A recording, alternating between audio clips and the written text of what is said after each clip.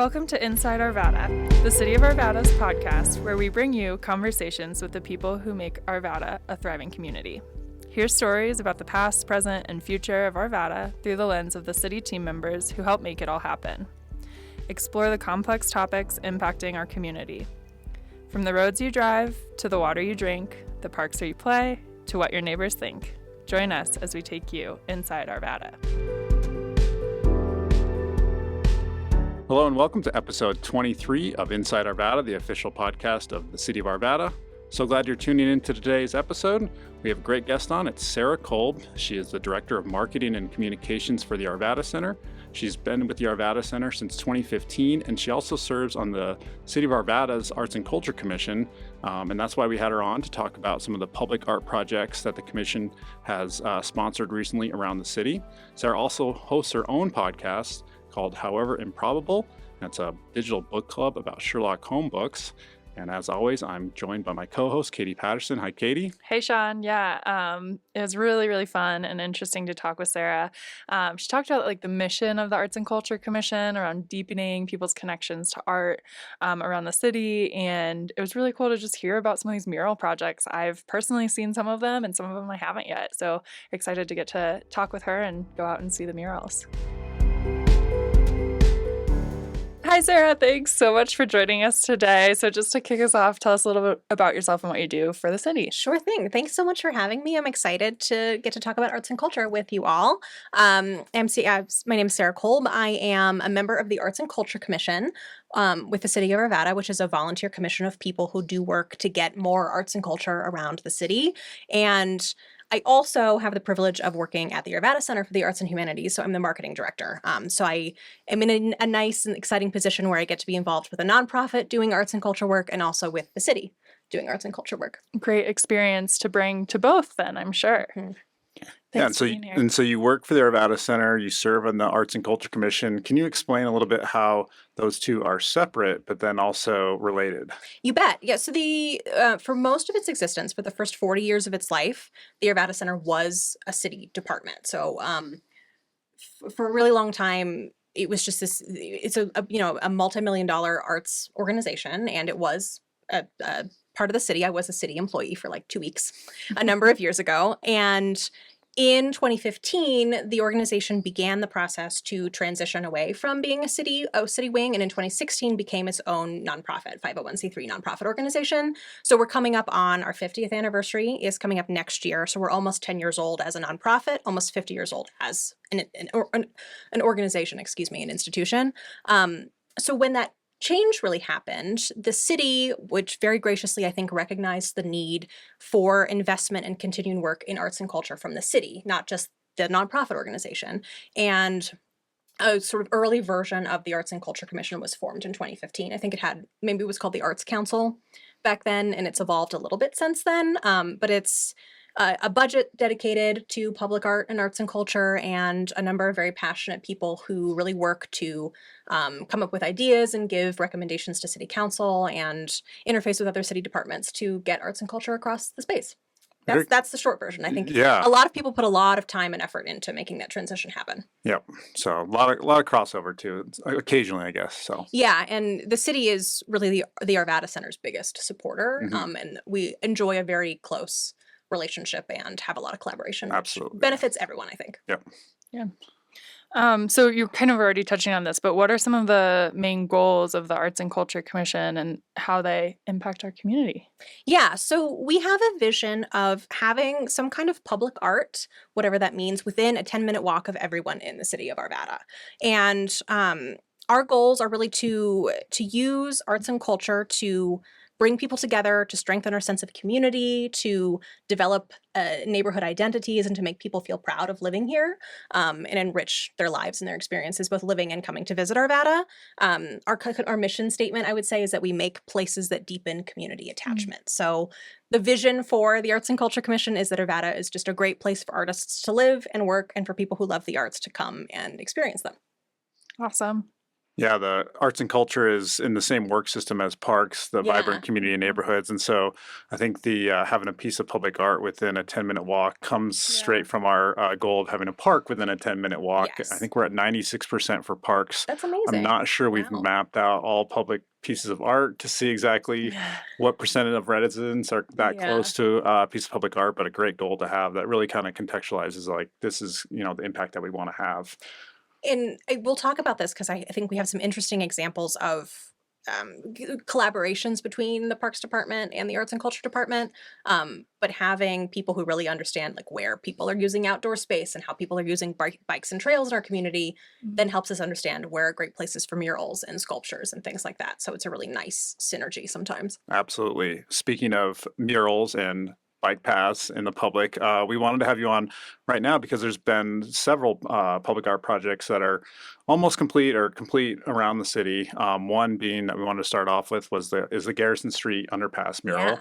It's located just west of Ralston Central Park there along the Ralston Creek Trail where it goes underneath Garrison Street. So tell us a little bit more about this project, how it came about, because it's really got an interesting backstory of how it started from the community and then the commission kind of stepped in and helped make it happen. Yeah, it's a really beautiful mural, and as of February 2025, it's just about finished, which is very exciting. These things can really take a lot of time sometimes. So the idea and this desire for some kind of mural along Ralston Creek in this stretch of park came from a neighborhood group called the Flower Street Folks. So a bunch of people who live along Flower in that Alta Vista neighborhood area, which coincidentally is also the neighborhood that I live in, which is really nice because I get to benefit from the mural every day.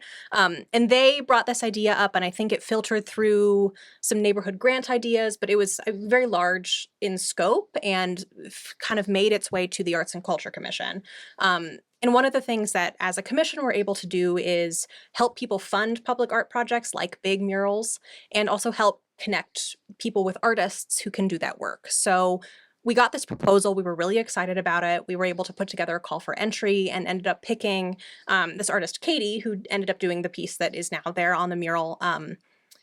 And it's just a really, I think, beautiful collaboration between the people living in that immediate area and the city and a reflection of the ecosystem and the space in which it's located.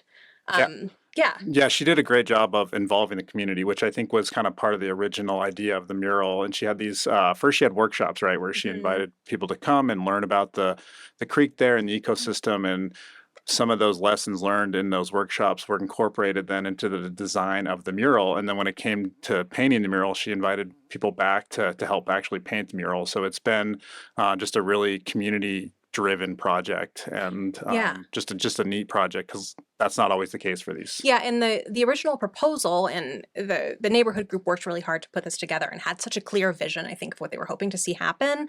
And their hope was both that the mural would reflect the ecology of, I think, a really special part of Arvada and Ralston Creek, and that it would have some kind of community interactive component. And they were really hoping it would be a way for their community and their neighborhood to get to know each other and maybe make some friends and feel proud of the piece of art rather than it just kind of appearing in they think it's beautiful, but they really all got to participate.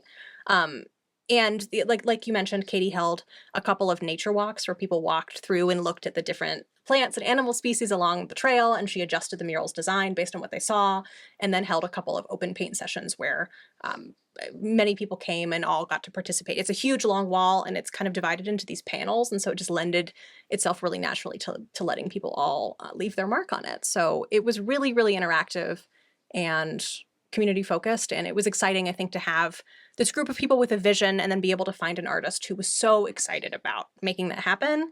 And she also happens to be an environmental educator and care very deeply about that. So it was just this really great collaboration. Yeah, and so we have a project page that you can learn more about it, and then obviously the best way is to go to yourself and see it and experience it yourself. And so I think there'll be a QR code here installed soon that complements the mural too, so you can learn a little bit more about the ecology that is incorporated and depicted in the mural.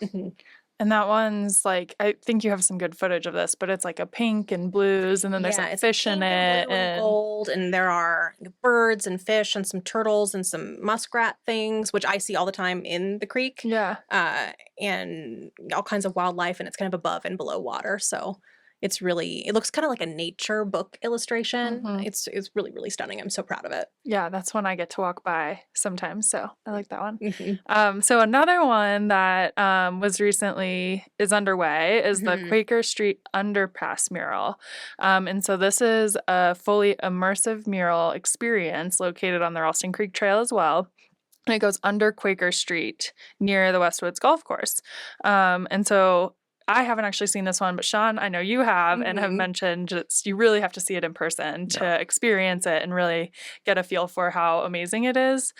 So tell us a little bit about more about that project. Who's the artist? How did it come about? Yeah, the artist that did this piece, I think it's still in progress, but it's getting pretty close to being done, and it's psychedelic and colorful and so, so beautiful. Her name is Anna Charney, and this one, it came about because I think it was just someone who rides her bike and walks her dog along that stretch of trail, which is west of town.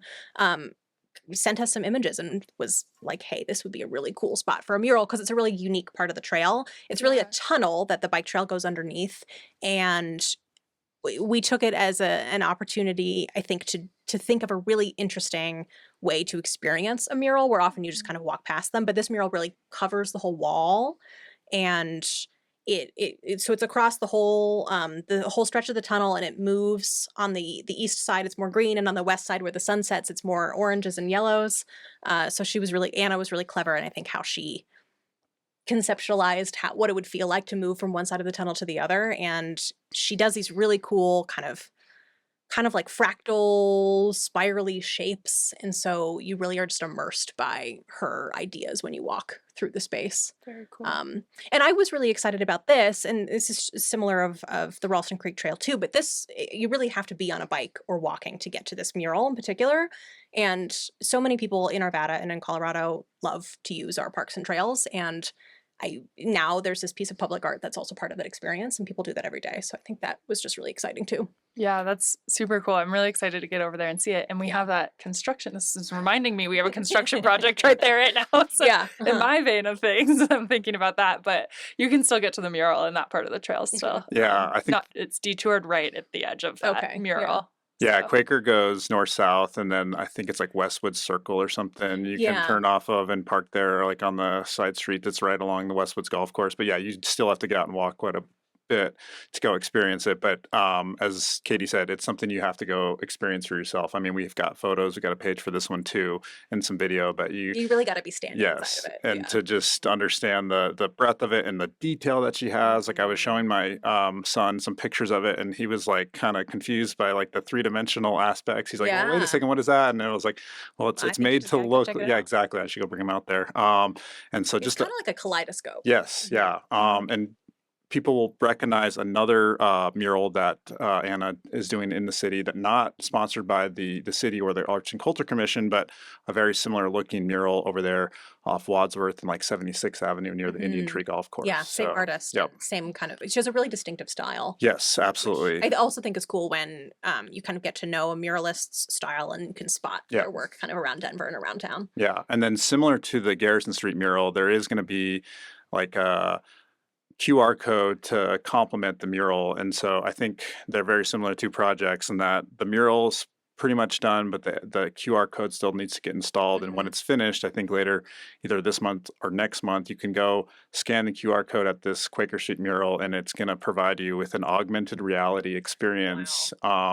That's really all I know. Yeah, And so, I'm excited to see what yeah, this looks like in action. absolutely. So, the immersive art is very like in trend, on brand. I don't know what Yeah. right Yeah. now. And so it's cool to see that kind of being incorporated in some of this work. Mhm. Yeah. when you go Great. through or a tunnel with one of these, or you see one of these murals, it just like enhances your experience so much that when you go pass by just a plain canvas wall, you're like, why isn't there one here? They should be everywhere. Well, Um, we love thoughts and suggestions for walls that could use some public art. We always love those ideas. yeah. And then the third and final mural that was recently completed was an update to the Bay Walls murals, and that's also along the Ralston Creek Trail, but this is more on the east side of town. Cross streets are like 58th and Harlan-ish Mhm. there. And this is a huge mural project that started in 2021. It was like the Bay Walls festivals where a whole bunch of artists teamed up with younger artists and created a long stretch of several murals. And recently, Daniel Seawalker, who was part of the original festivals, came back and did a refresh to a couple of the murals that were just needed a little touch up. And so a couple new murals added to that project. Tell us a little bit more about the Babe Walls and how unique that whole project is. Yeah, Babe Walls, they're essentially an artist collective that I think their mission is to get more women and non-binary artists to have public art opportunities, which sometimes are limited. And we were really excited to bring that to the City of Arvada in 2021. So it's a, like you said, a huge stretch of an underpass along Ralston Creek with many murals, and these artist teams worked together collaboratively to do a piece of the wall. So there are, I think it's over a dozen different murals kind of along the stretch, and they're all really different and they have different character and are really exciting and colorful to look at. And the Danielle Seawalker mural, which was completed this past fall, was an exciting opportunity. The original mural had some damage, and then a piece of it along the stretch was originally done in wheat paste, which is sort of meant to be temporary, and it's meant to weather and change and eventually fall off the wall as rain and snow and wind and all of that impact it. And we were going to have to do some repairs and make some updates to the walls anyway, but it was a great opportunity to have Danielle come in and do some new work and kind of refresh that space. And Danielle is Lakota. She is an indigenous artist, and that's really an important part of her iconography and her art practice. And the piece is this cool kind of pop culture ideas of indigenous women, and it's really playful and really colorful and fun. And we're really excited to have her, I think, expand maybe her vision a little bit and give that a little facelift. Yeah, similar to Anna, Danielle has a very distinctive style that once you kind of see a few of her pieces, you can then recognize what else is hers too, because it's very unique. So like the other two, go out and check out the Babe Walls murals, plural, when you get a chance. And I think very similar to Quaker, you have to either travel on foot or bike to actually access this. There's not like anywhere super close to park, but Arvadans love to be out and I think that's so. kind of the magic of public art like this, is you will discover them as you are just kind of traveling around town. Absolutely. So, those are some of the recent projects that are kind of nearing the finish line that the Arts and Culture Commission has sponsored. What's kind of in the future for the commission down the road? What other projects do you have going on? We have at least one other mural project being planned this summer. The reason why we've focused a lot on murals is maybe 2 years ago we did a community survey and really heard from people in Arvada that they were excited to see more mural and public art projects around the city. And we know a lot of mural artists, and it's just a great way without sometimes a ton of legwork to make that happen. So there are some more things mural related that are on the horizon. There are a couple of major sculpture pieces that at the moment are on the grounds of the Arvada Center, which is city property, that we're hoping to move to get some more visibility and bring some more public art to different parts of town. And that where I was thinking about the collaboration between Parks and Rec and the Arts and Culture Commission, Parks and Rec was able to identify a couple of public parks that have great locations for public sculptures, which it just is a great way for us to think about how people are using space and where is going to be a spot that these sculptures can just get a lot of love and make parks feel a little special. So that was a kind of exciting thing that's going to happen at some point this year. Very cool. And then you mentioned this kind of like following the trail and discovering public art as you're walking. We're really hoping to develop a comprehensive public art map of sort of the things in the city's collection that the city has supported, so people are able to pick this up. I think we want it to be kind of interactive and digital, and that's the vision, but also something probably printed out so you can then go find these pieces and discover them and learn about them and get to know the artists and find them yourself. Yeah. So that's kind of what we're working on in 2025. Very exciting. And then I know finally there's also the short story dispenser that the commission has purchased, and tell us more about that, because it just so happens to be at the Arvada Center currently. Yes, it's currently housed. It's in the black box lobby at the Arvada Center, and the short story dispenser it's a really cool device, and it is a free dispenser of short stories and poetry, and it moves around from different businesses and locations around the city. We've had it for a couple of years, and the idea is that it's an unexpected moment of literature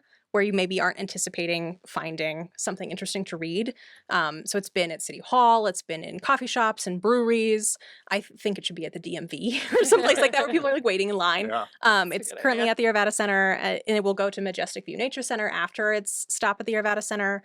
So that it's cool because it really just can take up space. It's not very large, and it brings something extra and an arts and culture experience wherever it happens to be located. And we're always looking for locations and businesses interested in hosting it for 3 months at a time.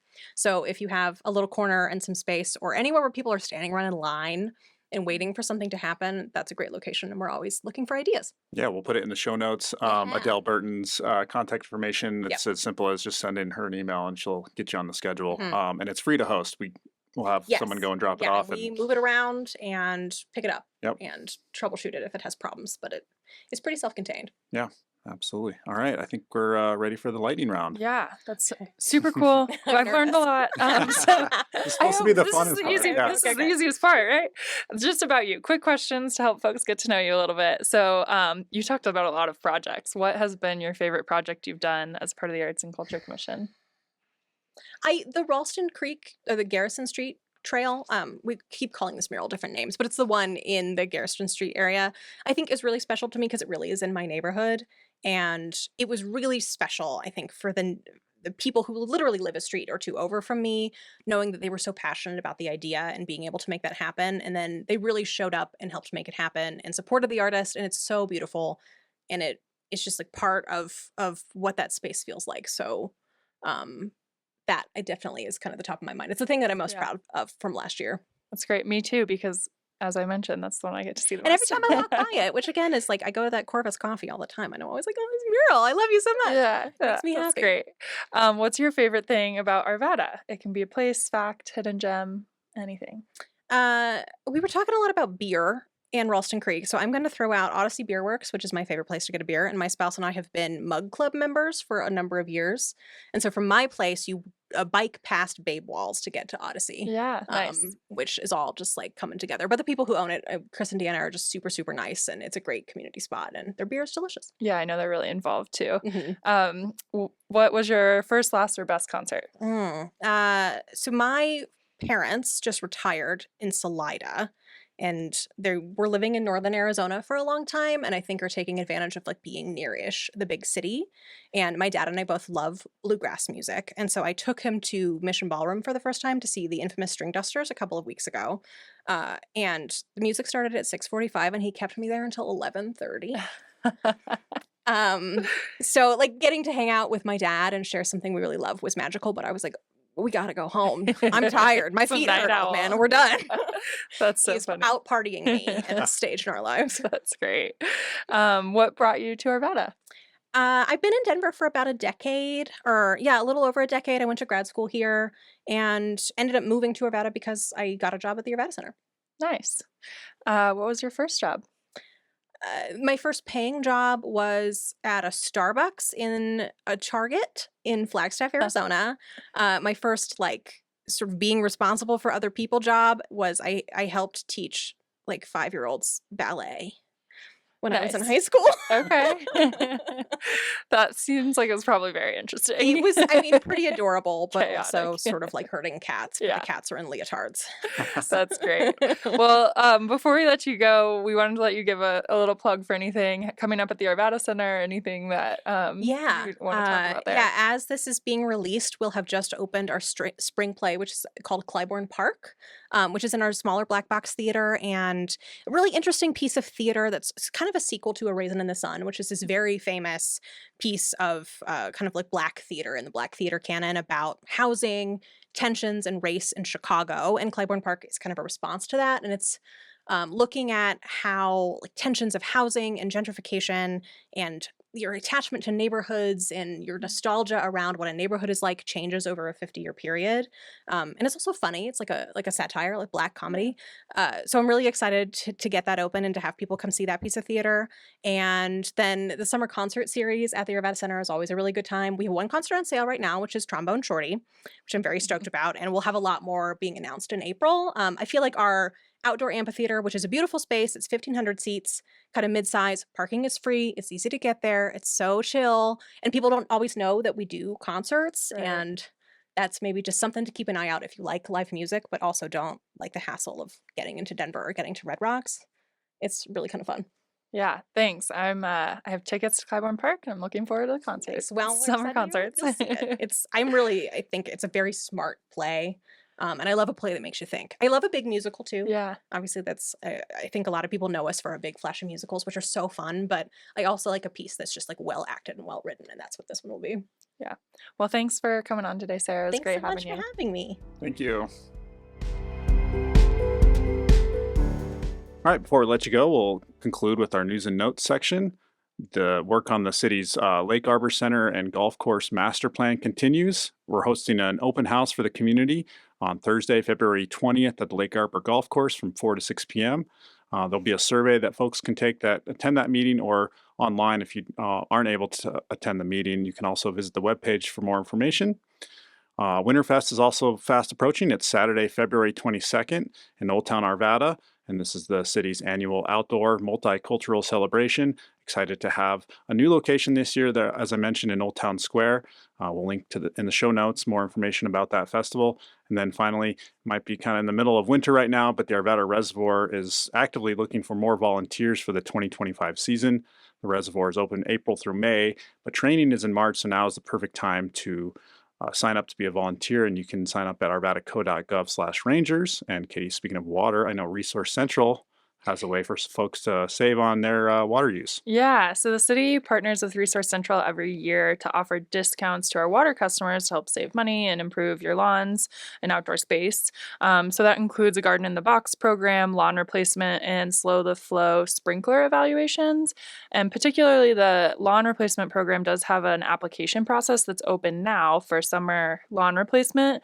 And all of the programs tend to sell out or fill up. And so we really encourage folks to join the interest list if there's something that you might want to take advantage of from them. And that's resourcecentral.org. We also have more information on our city website. If you just search water saving programs, you can find that information and where you can get discounts, what programs. And then we've been talking about the city manager recruitment recently. They did reopen that recruitment process recently. And so just like last time, as they select finalists, there will be an opportunity for community members to meet those finalists at an open house, likely sometime in April. And so we'll continue to provide updates, and there's information on the website as well. And then City Council is actually shifting their meetings from Mondays to Tuesdays to try and reduce the disruptions from Monday holidays. So that'll help them really maintain a more consistent schedule and support timely public hearings and contract approvals and ordinance updates. So we'll link to more information on that as well. All right, thanks again to our guest today, Sarah Kolb. Be sure to listen to our next episode featuring Maureen Fair from the Arvada Urban Renewal Authority. And as always, you can stay in touch with the podcast by visiting our website at arvadaco.gov/podcast. You can also email us at podcast@arvada.org. You can always reach out with questions or suggestions, and be sure to rate, review, and subscribe. Let your friends, your neighbors, and your coworkers know about the podcast as we continue to grow our listenership. Leave you with before I leave you with a fun fact, I wanted to mention that today's episode was recorded and edited by Arvada Media Services. And now I'll leave you with the fun fact that the Quaker Street Underpass mural is 133 feet long and covers more than 5,000 square feet if you include the entire ceiling of the underpass. Whoa.